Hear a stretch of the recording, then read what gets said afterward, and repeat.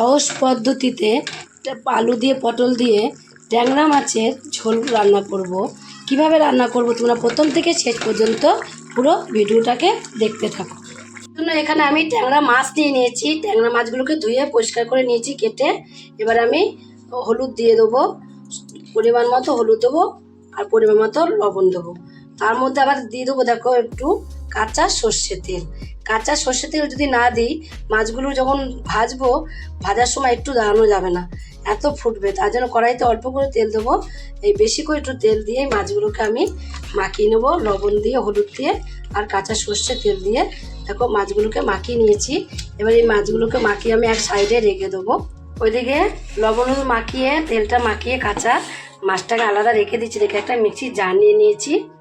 মিক্সির জারের মধ্যে দিয়ে দেবো কটা এখানে কাঁচা লঙ্কা আর দেবো এখানে দেখো কটা অল্প করে একটুখানি আমি আদা দেবো। আর দেবো দেখো এখানে অর্ধেক আমি টমেটো নিয়েছি, টমেটোটা এর মধ্যে দিয়ে দেবো। তার মধ্যে জিরের গুঁড়ো দেবো। জিরের গুঁড়ো আমি এখানে 1 চামচ দিয়ে দেবো। দিয়ে সামান্য একটু জল দেবো। সামান্য একটু জল দিয়ে একটা মিহি পেস্ট তৈরি করে রেখে দেবো। বেশি মশলা দেবো না। দেখো সব মশলা আমি এর মধ্যেই দিয়ে দিলাম। দিয়ে একটা মিহি পেস্ট তৈরি করে এক সাইডে রেখে দেবো। ওইদিকে মিহি পেস্ট তৈরি করে এক সাইডে আমি রেখে দিয়েছি মশলাটাকে। তারপরে এদিকে গ্যাসে একটা কড়াই বসিয়ে দিয়েছি। কড়াইতে তেল দিয়ে দেবো। তেল তো আগে দিয়েছি বেশি করে, আর অল্প করে তেল দিলেই হয়ে যাবে এর মধ্যে। তেলটা গরম হয়ে গেছে। এবার আমি মাছগুলোকে দিয়ে দেবো। এই মাছ কটাকে দুবারে ভাজবো আমি। প্রথমে অল্প করে দিলাম। দেখো এক পিঠ ভাজা হয়ে গেছে, আর এক পিঠ এইভাবে উল্টি দেবো। তেলটা ধোয়াতে কিন্তু সেরকম ফোটেনি। তেল না দিলে এখানে দাঁড়ানোই যেত না। দাঁড়িয়ে দাঁড়িয়ে কিন্তু আমি এখানে মাছটা ভাজছি। দাঁড়িয়ে দাঁড়িয়ে মাছটা ভেজে নিচ্ছি। দেখো এক পিঠ হয়ে গেলে আরেক পিঠ এভাবে সবগুলোকে উল্টি দেবো। কত সুন্দর ভাজা হয়েছে তাই দেখো। সব মাছগুলোকে উল্টিয়ে দিয়েছি।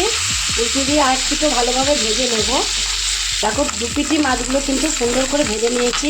তোমাদের আমি উল্টি পাল্টি দেখিয়ে দিচ্ছি। দেখো কত সুন্দর ভাজা হয়েছে, খুব সুন্দরভাবে ভাজা হয়ে গেছে। এবার সব মাছগুলোকে আমি তুলে নেবো। দেখো একদম ভেজে নেওয়া কত সুন্দর হয়েছে।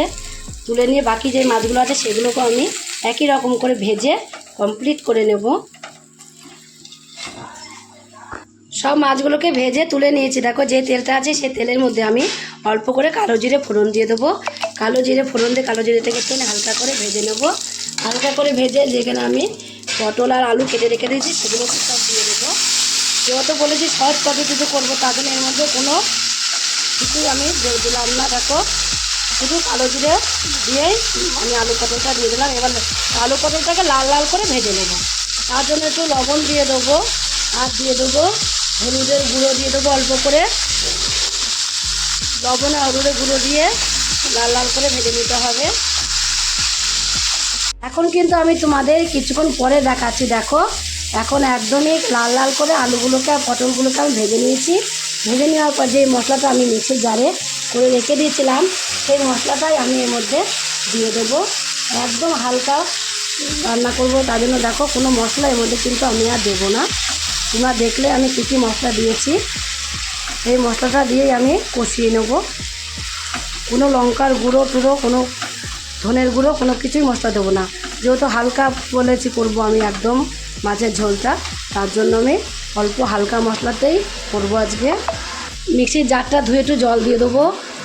আগে তো হলুদের গুঁড়ো দিয়েছি, যেহেতু হালকাই করব তার জন্য বেশি হলুদ গুঁড়ো দেওয়া যাবে না। অল্প একটুখানি আর একটু হলুদের গুঁড়ো দেবো, আর দেবো অল্প করে একটু লবণ দিয়ে এবার মশলাটাকে আমি কষিয়ে নেব। আর একটা জিনিস আমি এর মধ্যে দেবো, দেখো অল্প করে কিন্তু একটু চিনি আমি এর মধ্যে দেবো। চিনিটা অল্প করে দিলে টেস্টটা আরও অনেকটা বেড়ে যাবে, তার জন্য অল্প করে একটু চিনি আমি দিয়েছি। আর আমি এখানে টমেটো দিয়েছিলাম মশলার সাথে। টমেটো আর চিনির জন্য কালারটা খুব সুন্দর আসবে, দেখবে মনে হবে না যে হালকা অল্প একটুখানি মশলা দিয়ে আমি করেছি বা কাঁচা লঙ্কা দিয়ে করেছি। সবসময় কিন্তু রিস্ক খাবার ভালো লাগে না, হালকা হালকাও মাঝে সাঝে খেতে হয়। শরীরও ভালো থাকে, এতে পেটও ভালো থাকবে, শরীরও ভালো থাকবে। দেখো কষিয়ে নেওয়া কমপ্লিট হয়ে গেছে। যেহেতু বেশি মশলা দিইনি, যদি পেঁয়াজ রসুন দিতে হয় বেশি করে একটু কষাতে হয়। আর আদা জিরে বাটা দিয়েছি যেহেতু কাঁচা লঙ্কা, তার জন্য বেশি না কষালেও হবে। একটু হালকা দেখো তেল বেরিয়ে গেছে। তেল তো বেশি দিইনি যে বেশি তেল বেরোবে, অল্প একটু তেল দিয়েছি বলে কিন্তু অল্প অল্প তেল বেরিয়েছে। আর একদম শুকনো শুকনো হয়ে গেছে। দেখো দেখলে বুঝতে পারছো তোমরা। এবার আমি এর মধ্যে জল দিয়ে দেবো, পরিমাণ মতো জলটা দেবো। আলু আর পটল ভেজে নিয়েছি, আবার কষিয়েছি, তাতে কিন্তু অর্ধেকটা সিদ্ধ হয়ে গেছে। আর বেশি জল দেবো না, বেশি জল দিলে বেশি ফুটালে টেস্টটাই নষ্ট হয়ে যাবে, তার জন্য বেশি জল দেবো না, অল্প করেই জল দিয়ে দিয়েছি। এবার আমি একটু ফুটিয়ে নেব, ঢাকা দেবো না, ঢাকা না দিয়েই ঝোলটাকে একটু ফুটিয়ে নেব। ঝোলটা কিন্তু এখন ফুটে গেছে। এবার আমি যে মাছগুলোকে ভেজে রেখে দিয়েছিলাম সেই মাছগুলোকে সব একটা একটা করে এর মধ্যে দিয়ে দেবো। মাছগুলোকে দিয়েও আমি একটু ফুটিয়ে নেব।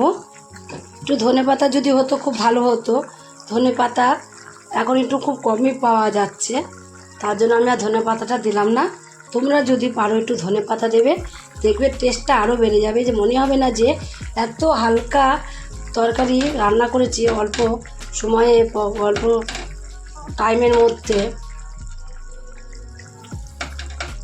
হালকা করে মাছের ঝোল দেখো, তা আবার ট্যাংরা মাছের ঝোল, যা লাগবে খেতে। এই দিয়ে তোমরা এক এক থালা করে ভাত খাবে যদি একদিন বাড়িতে এইভাবে ট্যাংরা মাছের ঝোল করেই দেখবে, শুধু আদা জিরে বাটা দিয়ে। সহজ পদ্ধতিতে এইভাবে না করলে তোমরা বুঝতে পারবে না। মাছগুলো দিয়ে দিচ্ছি, আমি ঢাকা দেবো না, ঢাকা দিলে ঢাকনার মধ্যে তেলটা অনেকটা সোক করে নেয়, তার জন্য আমি ঢাকাটা না দিয়েই এইভাবেই আমি ফুটিয়ে নেবো। এবার বেশি মশলা তো দিইনি, আবার লঙ্কাটাও কিন্তু বেশি দিইনি, বেশি ঝাল হয়নি। এটা বাচ্চারাও দেখবে খুব সুন্দর খাবে, বাচ্চাদের এভাবে রান্না করে দিতে পারো। এই ঝোলটা খুব উপকার, এভাবে তোমরাও খাবে বাড়িতে।